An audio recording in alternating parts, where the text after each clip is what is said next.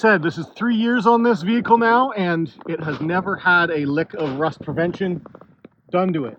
So when you live in Canada, something that you might want to do, that's exhaust, I believe, not much you can do about that, but all of this armor, skid plating stuff, that's all steel. It's all starting to rust a little bit. Hello folks, welcome to Netcruzer, my 2022 Nissan Pro4X 3rd Gen Frontier. Today's my last day with it. So we're gonna go trade it in. I'll show you what I get at the end of this video, but for now, I just wanted to go over how this vehicle has been for me over the past 3 years of owning it. It's been through 3 winters. I bought this May of 2022.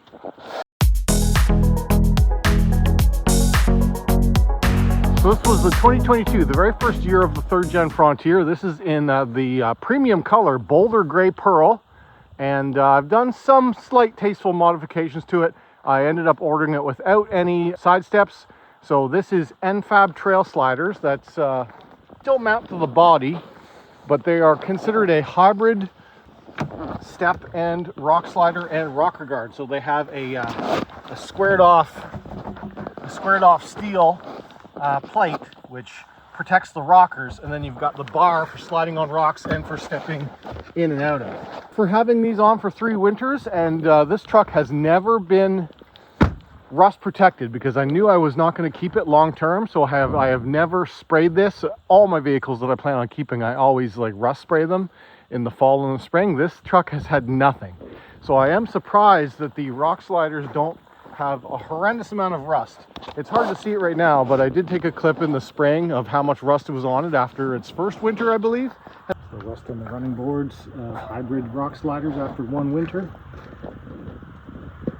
Not too bad, but it is starting, especially in the corners.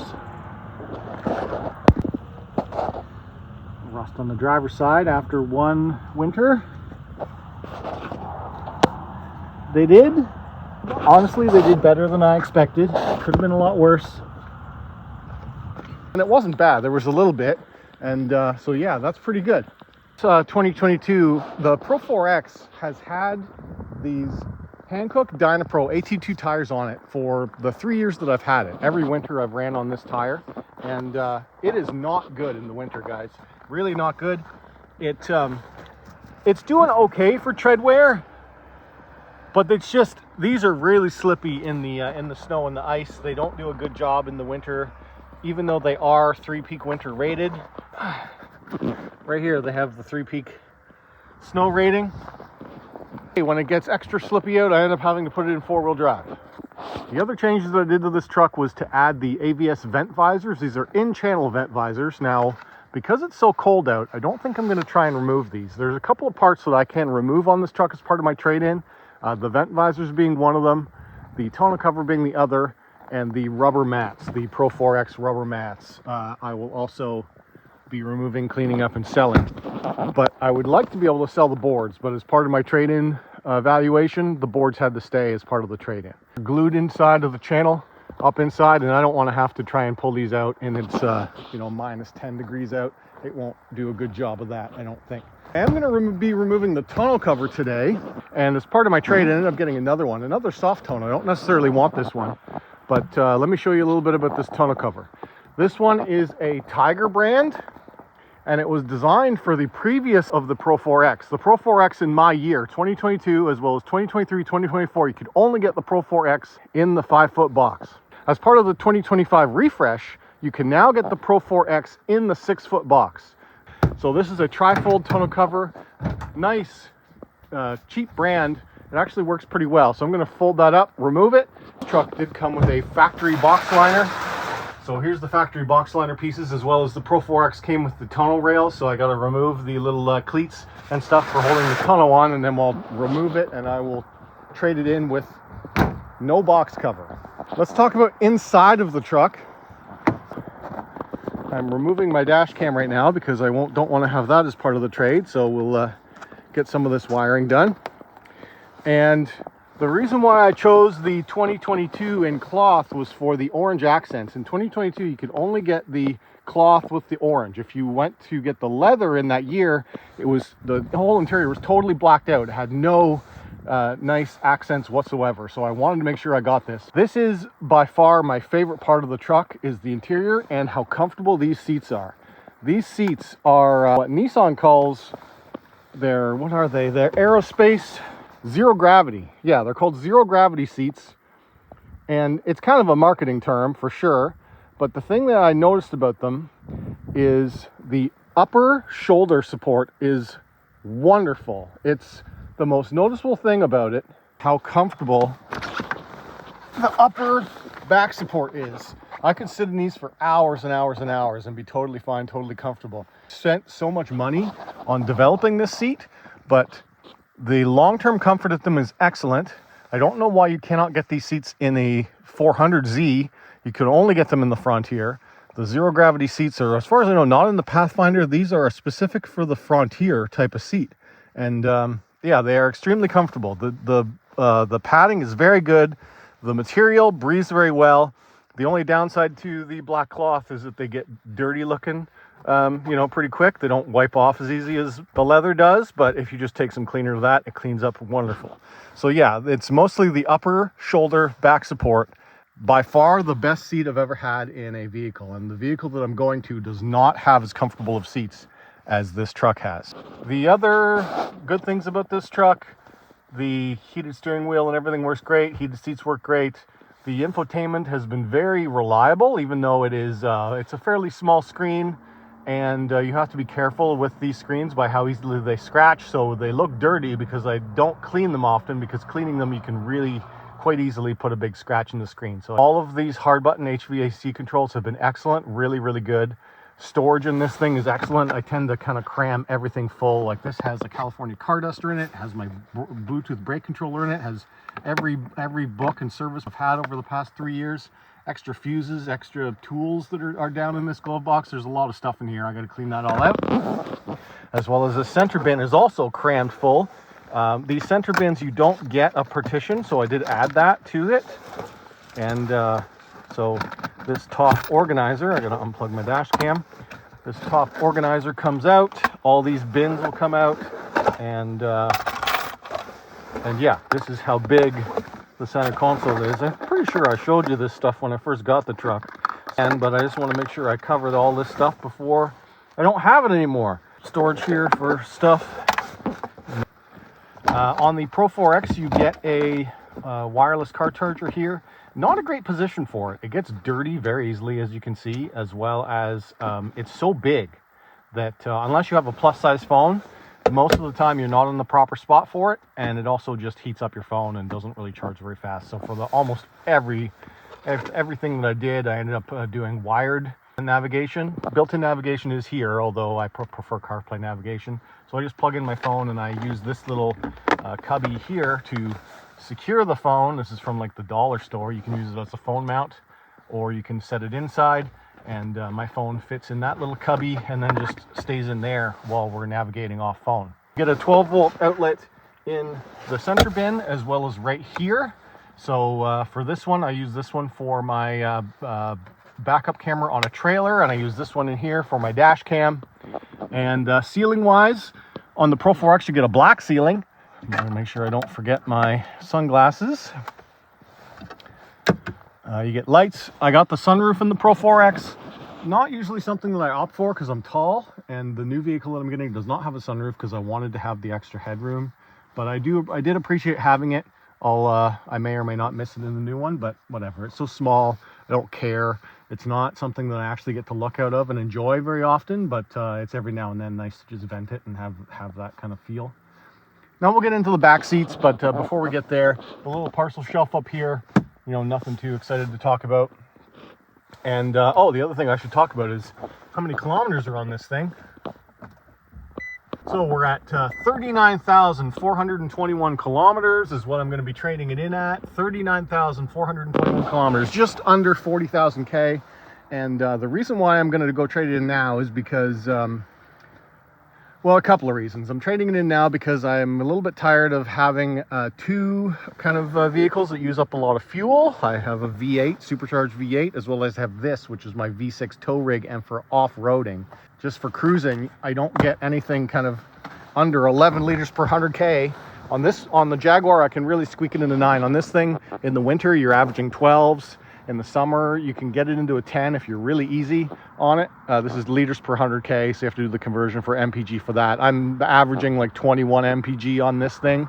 All conditions, all driving. Most of my driving is on like an 80 kilometer per hour type of road. I do not need a vehicle of this caliber with all of the armor and the off-roading capabilities anymore, because I'm just not doing it. I've considered it to be kind of dumb now to be just driving around commuting to my RC events in a off-roader.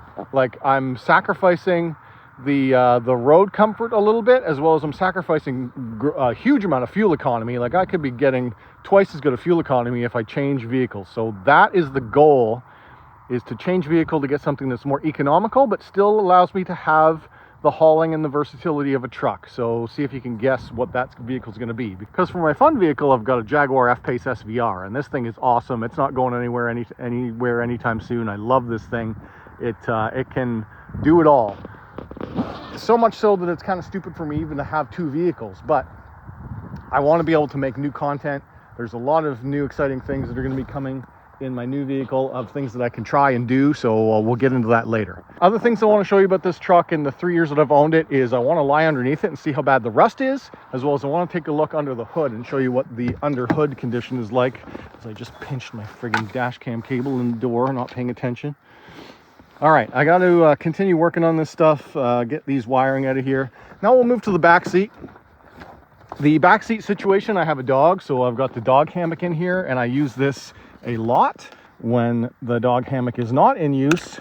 The seats are again excellent, very nice seats, the same black cloth material, and then it has a split fold bottom, so I can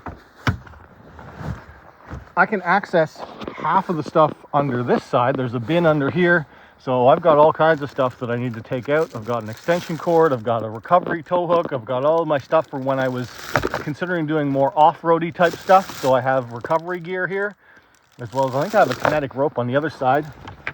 So I've got some high visibility vests, I've got some electronic stuff, I've got a tripod for filming all of my fun activities. I've got traction boards, snow brush.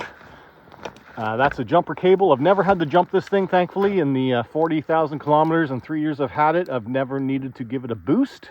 And this bin is an extra bin. You do not get this, so this will come stay with me. And this one, I've got just a duffel bag and a tire inflator and an extra cup holder and more spots to stow your crap.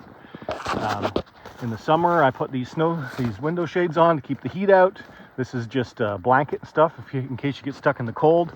I'm a little bit of a prepped kind of guy, not like a prepper, but I like to be prepared. Back here, we've got a 400-watt inverter and more USB ports. You get a USB-C and a USB-A in the back. You get no ventilation in the back. You get no vents, but you do get back seat pockets. And in the back window, it is a manually sliding rear window. In this year, in a 2022, you could not get it with a power rear window. So I've got to remove that rear mounted dash cam there, and you get a nice black headliner on the Pro4X. All right, so I'll continue cleaning that out. But what else would I want to show you? Door cards. Sorry if I'm all over the place, but I just want to make sure I talk about everything about this car if you're interested in it. Now that I've owned it long term, I've got a lot of things I like about it. This bottle pocket, awesome. Nice high, like it didn't interfere with this. I have like a 40-ounce swell, and it fits in there just fine. And you've got this deep pocket for all of your other stuff. Oh, look, there's still something in here I didn't even know about from when I went to a temple, Buddhist garden. Storage, very good storage. The truck box. The truck box for a 5-foot box has a dampened tailgate, has a box liner, has the rail system, and I will be removing my tonneau cover and leaving that. Box lighting, LED box lighting comes on automatically when you pop the tailgate. The weird thing about this truck that you do not get factory is you do not get a remote locking tailgate. That is a optional extra. So I wanted to make sure I have that because I tend to carry around a lot of expensive equipment in my box when I'm going to an RC event, and that would really suck if it all got stolen one day. So instead of remembering to have to use the manual key, because this has a proximity key, so you don't ever have to touch the key. It would be the only thing you ever have to touch the key for to use this. So I added the remote tailgate actuator, which I believe was a $700 dealer installed option. It's a little pricey. I ended up rolling it into my lease, so it wasn't that bad. It was like a couple dollars a month extra to have that, and it's done, and I didn't have to deal with it. So that is on this truck as an option. And the other thing this truck can do is it can tow. It has the full, it has the 4-pin, it has the 7-pin. It can tow 6,000 pounds with its class 3 hitch, and it has all of the safety stuff of the, has all of the sensors. Has the 360 camera, has the backup sensors. This is where it's useful to get up to the Pro4X, so you get all of the extras, goodies, if you like that stuff. The rear blind spot monitoring, the rear cross traffic alert, the LED headlights and tailgates. Taillights are also almost exclusive to Pro4X. The only other way that you can get the really nice LED style headlights is if you get the luxury edition, the SL, or the Pro4X. So these headlights are excellent. They work great on the daytime running lights. They have two really nice pronounced strips. Those two strips, top and bottom, light up in a nice bright white, as well as when you turn your signal on, they blink orange. 360 cameras, you've got one in the front of the nose of the Nissan right here, which is useful because the hoods on these modern trucks are so tall up that you can't see out the front of them. The other 360 cameras are here on the bottom of the mirror, and the other one on the back is on the tailgate handle right here. All right, the other modification that I did was adding these 3D stamped letters into the tailgate box. That is not normal. You just has the stamping into the plating. I added these stick-on 3D letters. I really like that. I was considering plasti dipping this so it's black and it stands out, but I never did. All the rest of the graphics are factory. The fender flares are factory. The mud flaps were factory. Actually, I can't remember. Oh, that got tweaked. Yeah, that got tweaked when my wife backed it into a snowbank. That's great. Well, that's broken, but it doesn't matter because it's not my truck anymore. Yeah, that got ripped. It got ripped right out. Great. All right, damages. Scratched the bumper in a snowblowing incident just this winter, actually. It's the only pronounced scratch that I got on the truck that was my fault, was that one. And it's so low you can barely notice it. I didn't get dinged on a trade-in value or anything because of it. I'm not even sure that they saw it when I got it assessed. The other damages were on the front. I've already made a video about that on my Netcruzer Cars channel, where I got backed into an off-road event once, and this got pushed in, it got scratched, and the most expensive thing was it deep scratched these premium headlights. Those headlights were $2,700. It was like a $3,500 repair to get the headlight and a little bit of paint work done. It was nutty. All right, let's look under the hood. Hood latch is here. Oh, the other stuff you get on the Pro4X is all of these, some of these extra things. You get hill descent control. This is your rear locker. The rear locker will only work if you're in four-wheel drive low. You have the manual four-wheel drive selector there. So you have to be in 4 low to use that. This is your inverter system. You can use 150 watts inverter on the road or 400 watts while idle. Your tow mode is here. All the other controls I think I've gone over in previous videos. Only get an automatic up-down window over the driver's side. All the other ones you gotta hold. So let's take a look under the hood. Like I said, third winter. Never been sprayed, never been trying to manage rust. And I've taken it off-roading maybe 5 or 6 times. It's dirty under here. I was pretty shocked by how rusty some of these clamps and stuff we're getting even after the first year. So, and long term, if you want to own one of these trucks to outright own, spray all these clamps. You know, make sure that you're using something that is appropriate for rubber so it doesn't ruin the rubber. And any of these kind of metal bits you're probably going to want to keep treated. I'm also very surprised by how much snow is currently sitting on top of my battery. This is nuts. How is there so much snow that got in right there? I don't quite understand. It's not a vented hood, so we just had a bad storm. It must have been able to blow in. It must have been able to drift in under the headlight gap here and just drift in onto the battery. So that's an interesting thing. You probably don't want to see that very much. This is the original battery for the truck. The only kind of service that I did on this outside of its oil changes is I had my brake fluid replaced once because the dealer said it was dirty, and it's dirty again. So I don't know if they just didn't do it or whatever, or that's just the way these are, but yeah, that's that. So I'm still on original filters, original cabin filters. I've had the oil changed every 6 months. So if you are going to buy this truck, it has not been abused, it has not been beat on, it's been used like a truck should be. It's had its maintenance schedules done. I've just never gone above and beyond to try and save it from rust like I would do for something that I knew I was going to own, because I knew I wasn't going to keep this. First model year of a new generation of a 4x4, I knew I wasn't going to keep it. So let's lie underneath and see what the underside of this truck looks like. All right, let's get down underneath and see what the rust situation's like. All right, so we've got a little bit of rust here on the frame. That is actually rust. Yeah, I think that is rust. So again, like I said, this is 3 years on this vehicle now, and it has never had a lick of rust prevention done to it. When you live in Canada, something that you might want to do. That's exhaust, I believe. Not much you can do about that.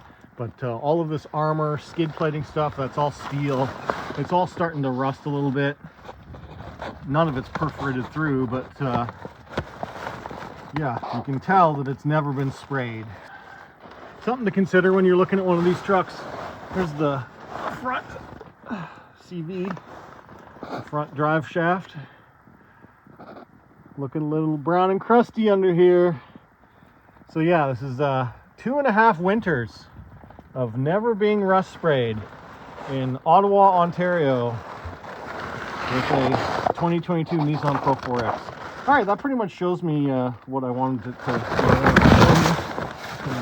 see under here. It's not terrible, but it also could be a lot better.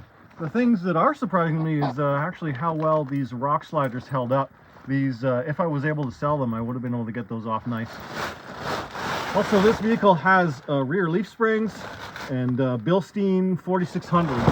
So you can see over there on that one, that Bilstein 4600 is starting to rust.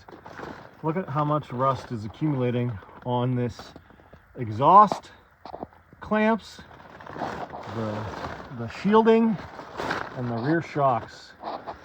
Yeah, yikes. Here's a look under the back of the truck, the hitch. The hitch is held up surprisingly well. I think I may have sprayed this once, but that's it. Very negligible. And so here's some of the rear suspension. Again, it's mostly all surface rust. If you treat this soon, it can be saved, but if you let it go for another winter or two, it's going to get bad fast once it starts to take hold. Not my problem anymore, and I get something that's nice and fresh and has never seen salt yet. So we'll see how the next thing holds up. Right, puppy? We are cruising to the final trade-in spot of this vehicle. The only other issues I've run into has been first year issues. So this was the 2022, the first year of this model. A very aggressive cruise control system. So that was fixed end of 2023, start of 2024. There was a technical service bulletin where if you went into the dealer and complained, you could get your cruise control system flashed to smooth that out, because it was way too aggressive. If you tried to go, if you were 1 or 2 kph below your target speed, it would like floor the vehicle, it drop to the lowest gear and just rev it out. It was ridiculous. Once you do that software update, that smooths out the cruise control system, it becomes excellent. This vehicle has radar cruise, so it can't steer for you, but it can slow down for you and stuff. So having a smooth cruise control is good.